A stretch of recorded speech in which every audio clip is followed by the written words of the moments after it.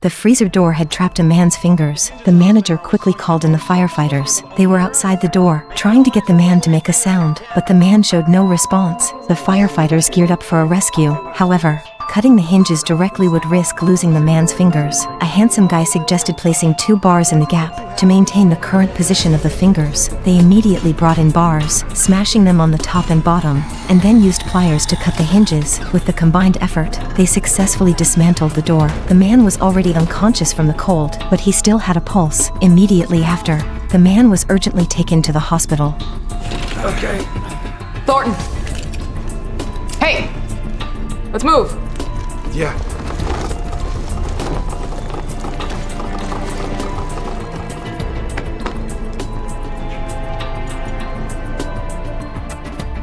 The boy's arm was crushed by hundreds of barrels of beer. Oh God! The firefighter looked at the boy, a bit confused.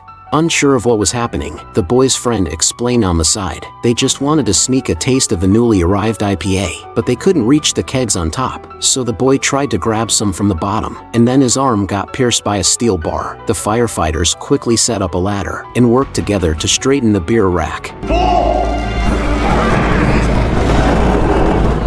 At that moment, the clueless friend suddenly tried to get attention, telling the boy to pull his arm out. A barrel of beer almost fell on him. The firefighter ended up getting drenched in beer. Oh, come on! After 666 minutes, the beer rack was finally straightened. The boy's arm was successfully freed. The boy said he would never sneak a beer again. Poor man was impaled by a tree branch and left hanging, his condition uncertain. As the firefighters set up a ladder to rescue him, the girl quickly climbed the tree. Hey, we're gonna get you down. After comforting him, she positioned herself above the man and began lifting him.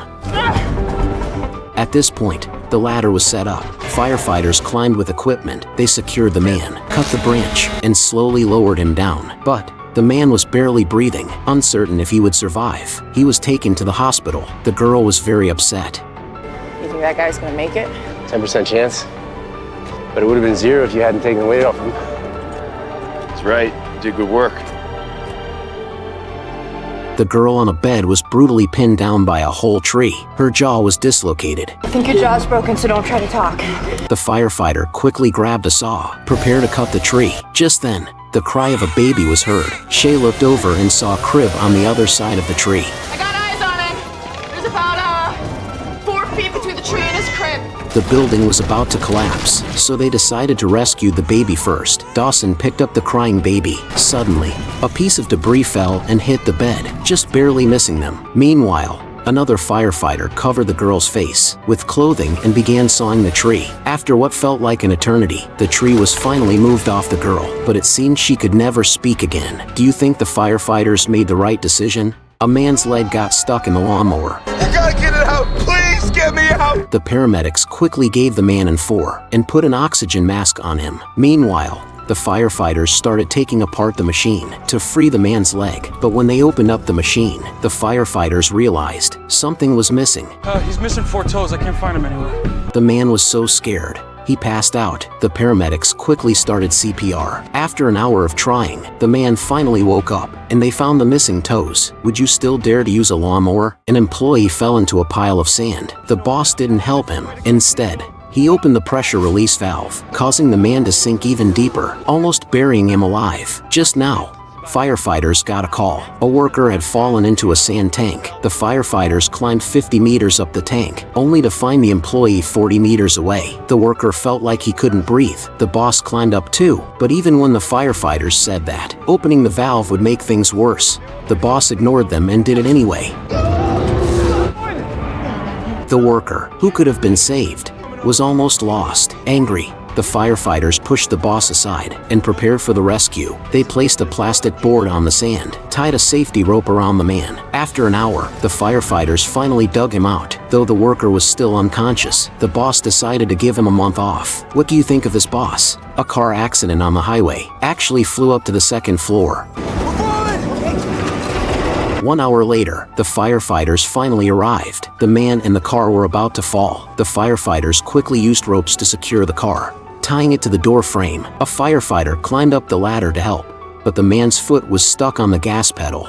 so he couldn't climb out by himself. The firefighter had to risk going inside the car, but just as she was about to save him, the door frame started to bend from the extra weight. The captain jumped onto the hood. Using his body to keep the balance, the others pulled out more ropes, trying to hold the car steady with their strength. At the same time, the firefighter finally freed the man's foot. He climbed onto the outside ladder, but the firefighter got trapped inside the car. The firefighter quickly climbed out the window. While the car was steady, with the weight gone, the car suddenly fell.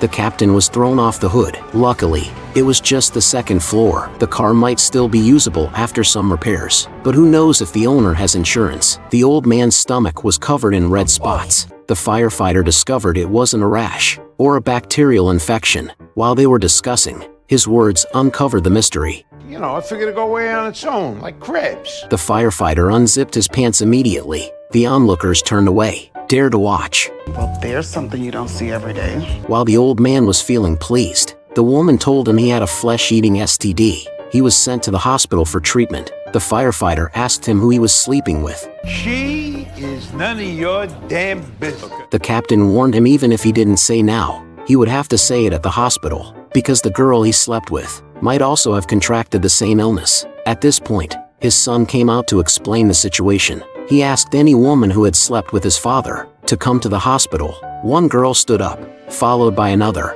and then another. A man also stood up. Should probably get that checked out too.